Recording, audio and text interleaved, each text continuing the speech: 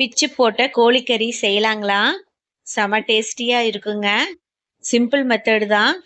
Chicken எடுத்துக்கோங்க. 1 tumbler தண்ணி ஊத்திட்டு, அது கூட கொஞ்சம் மஞ்சள், உப்பு இதெல்லாம் சேர்த்தி ஒரு 3 விசில் விடுங்க. ஓரளவுக்கு வெந்துரும் ஃபுல்லாவே. வெந்த பிறகு சின்ன சின்னதா பிச்சுக்கணும். அதுக்கு பேர் தாங்க பிச்சு போட்ட கோழிக்கறி. குட்டி குட்டியா பிச்சுக்கங்க. எலும்பில்லாத கறியா பார்த்து வாங்கிக்கங்க சிக்கனை. எலும்போட வாங்கினாலும் ஒன்றும் பிரச்சனை இல்லை. எலும்பை தூக்கி தனியா வச்சுக்கோங்க பிச்சுட்டு.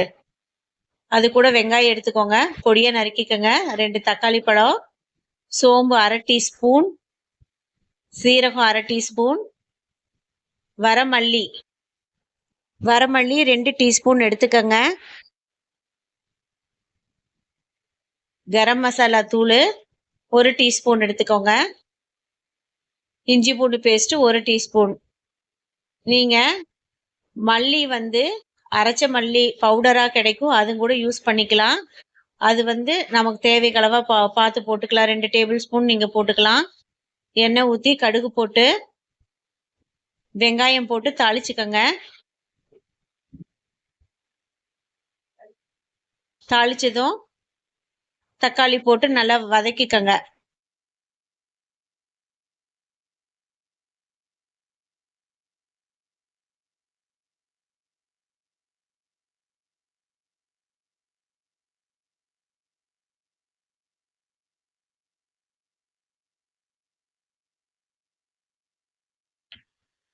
இப்போ வெங்காயம் போட்டாச்சுங்க.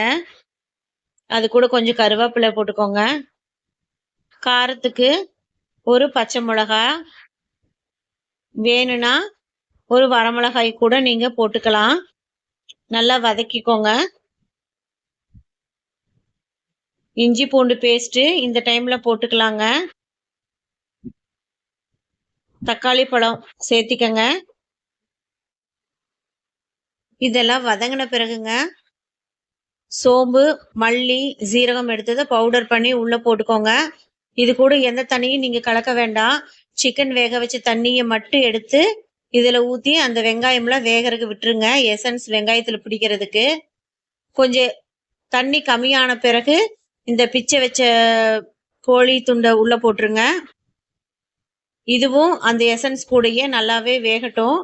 ஒரு 10 நிமிஷத்துல பாத்தீங்கன்னா நல்லா வெந்திருக்கும்.